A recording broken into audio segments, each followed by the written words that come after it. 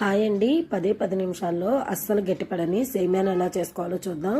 ముందుగా బాండీలోకి 2 టేబుల్ స్పూన్ల నెయ్యిని వేసుకొని దీనిలోకి జీడిపప్పు కిస్మిస్ను వేసి వేయించి తీసుకోవాలి. ఇప్పుడు స్టవ్ని మీడియంకి పెట్టుకొని ఇదే నెయ్యిలోకి 1 కప్పు వాటికి సేమ్యాను వేసి దోరగా వేయించి పక్కన పెట్టుకొని ఇప్పుడు ఒక గిన్నెలోకి పాలను తీసుకొని పాలని 2 పొంగులు వచ్చే వరకు పొంగించుకొని అరగంట ముందే 2 టేబుల్ స్పూన్ల సగ్గుబియ్యాన్ని ఇలా నానబెట్టి పక్కన పెట్టుకున్నవి ఇందులోకి వేసుకోవాలి.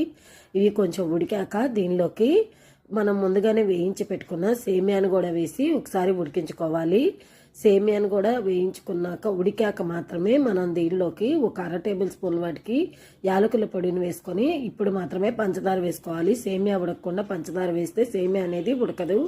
ఇలా బాగా ఉడికించుకొని దీనిలోకి మనం వేయించుకున్న డ్రై ఫ్రూట్స్ని వేసేసి చివరిగా దించాక కాచి పక్కన పెట్టిన 1 అర గ్లాస్ పాలను వేసుకోవాలి. అంతేనండి, అస్సలు గట్టిపడని సేమ్యా అయితే రెడీ.